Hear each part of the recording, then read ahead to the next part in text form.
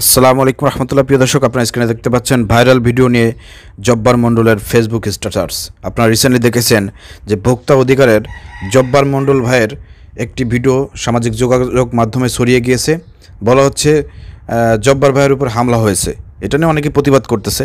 যারা প্রতিবাদ করতেছে তারা জব্বার ভাইয়ের প্রতি ভালোবাসা থেকেই প্রতিবাদ করতেছে। তো সর্বশেষ কিন্তু জব্বার ভাই এই বিষয় নিয়ে মুখ খুলেছেন এবং ফেসবুকে স্ট্যাটাস দিয়েছেন, সেটা কালবেলা প্রকাশিত করেছে। প্রিয় দর্শক, আমি আপনাদেরকে পড়ে শোনাচ্ছি।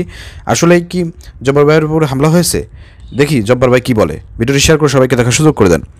সামাজিক যোগাযোগ মাধ্যমে ভাইরাল হওয়া ভিডিও নিয়ে ফেসবুক স্ট্যাটাস দিয়েছেন জাতীয় ভোক্তা অধিকার সংরক্ষণ অধিদপ্তরের ঢাকা জেলা কার্যালয়ের সহকারী পরিচালক মোহাম্মদ আব্দুল জব্বার মণ্ডল।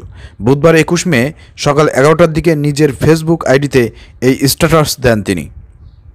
পোস্টে আব্দুল জব্বার লেখেন, সম্প্রতি সামাজিক যোগাযোগ মাধ্যমে আমার নাম ব্যবহার করে একটি ভিডিও ছড়িয়ে পড়েছে যা অনাকাঙ্ক্ষিত এবং এটি একটি ফেক নিউজ। এই ভিডিওর সঙ্গে আমার কোনো ধরনের সংশ্লিষ্টতা নেই। আমাকে আপনাদের প্রার্থনায় রাখবেন। প্রিয় দর্শক, আপনারা দেখতে পাচ্ছেন এমডি আব্দুল জব্বার মণ্ডলের ফেসবুক আইডি থেকে এই পোস্টটি করা হয়েছে। তার মানে বুঝতেই পারতেছেন এটা একটা ফেক ভিডিও। এর আগে মোহাম্মদ আব্দুল জব্বার মণ্ডলের নামে ভুয়া ফেসবুক অ্যাকাউন্ট এবং ফেসবুক পেজ খোলায় থানায় জিডি করেছিলেন তিনি। সোমবার 31 মার্চ তেজগাঁও থানায় তিনি এই জিডি করেন। ওই সময় ফেসবুকে নিজের আইডিতে এক পোস্টে তিনি লেখেন, আমার নাম এবং ছবি ব্যবহার করে কিছু নকল ফেসবুক অ্যাকাউন্ট এবং ফেসবুক পেজ খোলা হয়েছে। এ বিষয়ে জিডি করা হয়েছে। জিডি নম্বর এত এত। এ ব্যাপারে সবাইকে সতর্ক থাকার জন্য অনুরোধ জানানো হলো। তার মানে ভোক্তা অধিকার এই জব্বার মণ্ডল যখন আপনারা জানেন যে ইসে যায় মাঠে ময়দানে, যখন ম্যাজিস্ট্রেটের দায়িত্ব পালন করেন এবং তিনি কাজকর্ম করেন, তখন কিন্তু অনেক সোশ্যাল মিডিয়া এবং বিভিন্ন ক্যামেরা মিডিয়া কিন্তু তার পাশে থাকে এবং সেগুলো ভিডিও ধারণ করে সেই ভিডিওগুলো কিন্তু আপলোড হয়। ভোক্তা অধিকার সংরক্ষণের যে পেজ আছে সেখান থেকেও আপলোড হয় এবং এগুলো ব্যাপক পরিমাণ মানুষ, মিলিয়ন মিলিয়ন মানুষ এগুলো দেখে। এখান থেকে কিন্তু প্রচুর পরিমাণ টাকা ইনকাম হয়।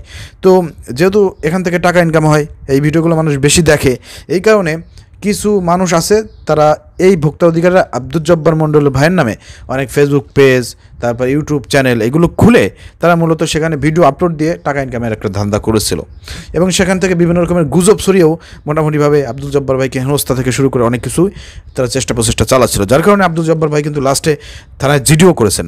তো রিসেন্টলি আপনারা দেখেছেন যে মূলত একজন আওয়ামী লীগ ফ্যাসিবাদের একজন দোসর, তাকে স্থানীয় লোকজন এবং বিএনপি নেতাকর্মী তাকে অনেকদিন পরে পাইছে, ধরে উত্তম মাধ্যম দিয়ে তাকে থানায় দিয়েছে।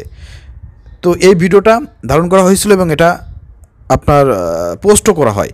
তো এই ভিডিওটাকে নিয়ে কিন্তু কয়েকদিন আগে মিশা সওদাগরের নামে একটা গুজব ছড়ানো হয়েছে, কারণ মিশা সওদাগরের মতন একটু দেখা যায়, ক্লিয়ারভাবে যদি না দেখা যায়। তো সেখানেও মিশা সওদাগরের উপরে হামলা হয়েছে এরকম একটা গুজব কিন্তু কয়েকদিন আগে 6-7 দিন আগে ছড়ানো হয়েছে।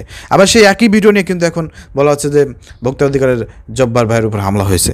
তো এই গুজব যারা ছড়াচ্ছে এদের একটা মানে আছে, এদের হয়তো ধান্দা যে ইউটিউব ফেসবুক থেকে টাকা ইনকাম করবে, এটা ছড়িয়ে এই ভিডিওটা ভাইরাল হবে, মানুষ দেখবে, এটা থেকে টাকা ইনকাম করবে, এটা একটা ধান্দা হতে পারে।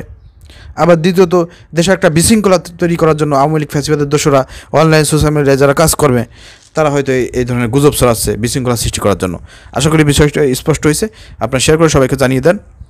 আব্দুল জব্বার ভাই নিজে স্ট্যাটাস দিয়ে তিনি বলেছেন যে এটা একটা ফেক নিউজ। ধন্যবাদ। আসসালামু আলাইকুম রহমতুল্লাহ।